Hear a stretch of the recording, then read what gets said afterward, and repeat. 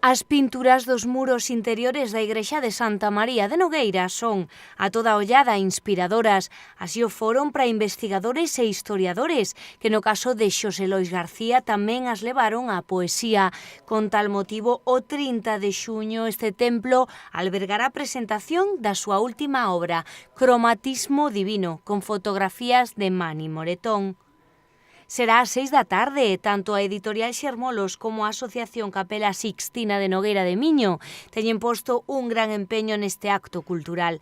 Acompañarase coas actuacións musicais de Suso Verao e dos irmáns Melaque. Ás 5:30 da tarde sairá un autobús da zona da parada de taxis de Chantada, que achegará a todas aquelas persoas que desexen asistir á presentación.